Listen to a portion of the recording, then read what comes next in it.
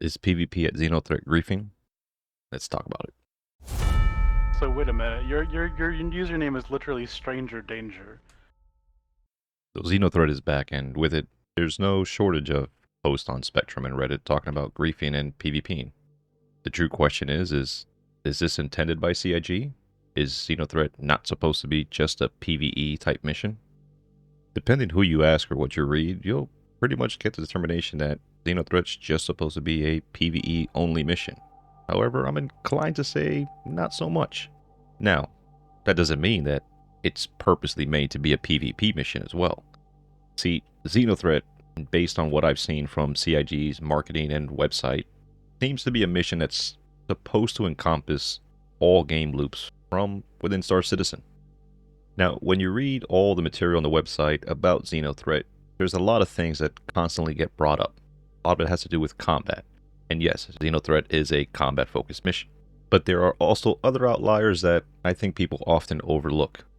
Many times CIG in those same websites refers to XenoThreat as being something to do with a crew. Now, I firmly believe that XenoThreat is never intended to be an event that's supposed to be handled solo.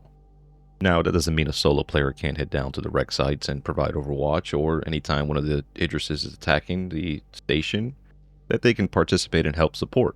But based on everything CIG has said throughout the website and all the announcements that I have seen, it seems like CIG tries to push for more crew play and team play than just a solo PvE mission. Now, with that out of the way, does XenoThreat include forms of PvP? Well, if you read CIG's website and see what they've said about some things, they have insinuated that PvP is possible. Under the mission brief for XenoThreat, CIG clearly stated that it's also wise to bring some support, as XenoThreat or other players may try to attack you while you're busy offloading cargo. In the How to Play section, CIG further elaborates that there is no right or wrong way to approach a XenoThreat dynamic event. They say that you should be careful, because you don't want to stay locked up in Klesher if you decide to, make a mistake and watch XenoThreat go by while you're waiting for your sentence to expire. But throughout all the material that's provided for XenoThreat, there is nothing here to say that this has to be a PvE only event. Players are free to choose, just like everything else in Star Citizen, what they want to do.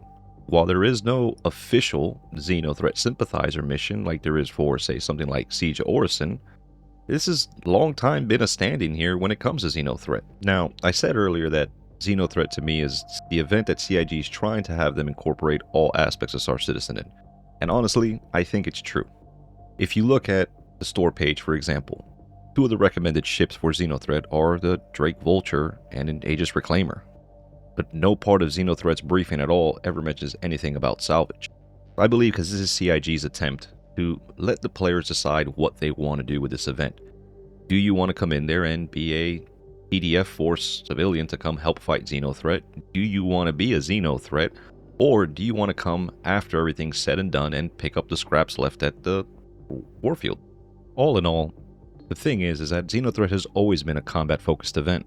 All the videos and all the pictures and all the writings about it and stuff always emphasize the fact that Stanton is under attack. By accepting the mission and going to Jericho Station and helping defend against XenoThreat, any player, whether PvP or PvE, is knowing that you're going into a combat situation. From picking up cargo from the attacked convoy supplies, to delivering it to the station, to repelling the Idris and the attacks. It's all combat focused.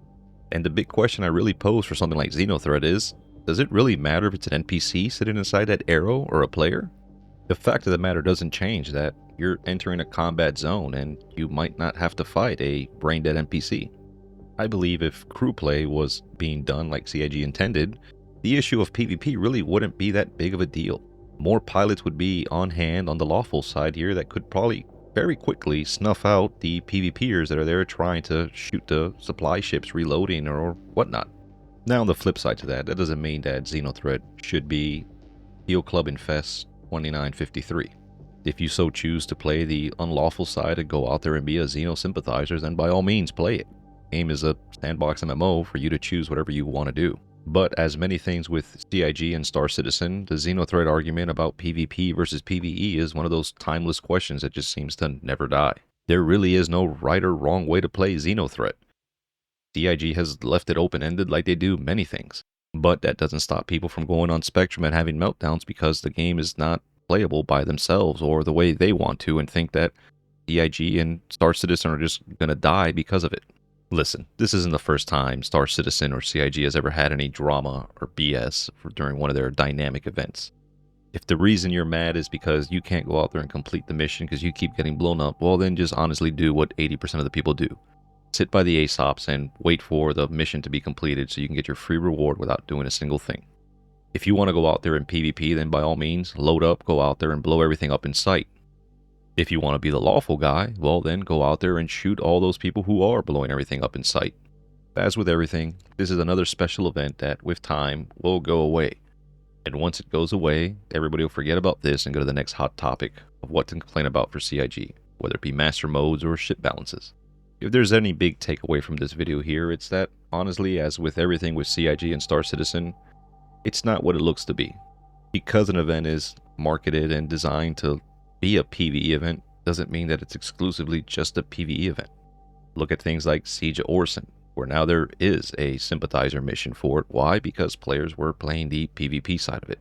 It's not to say that players have to play that side, or maybe even should play that side, but it's an option. And CIG has pretty much made it clear over time that players are going to have options in this game. You might not like those options and what they choose to do, but you also have the option to just not do that event. If you want to go down there and recover cargo and move cargo in a relative safe place, well, you can go cargo trade or do box missions. Hell, for things like box missions, those are relatively safe things to do. There is no combat element tied to that at all. But the moment you accept a mission that is, well, heavily combat focused, well, you can get mad when you run into combat. And it doesn't really matter whether it comes from NPCs or players. Combat is combat. It's ships shooting other ships. Now, with that said, hope you guys have a good one. See you guys in the verse. And until the next Spectrum Meltdown, I'm Strange.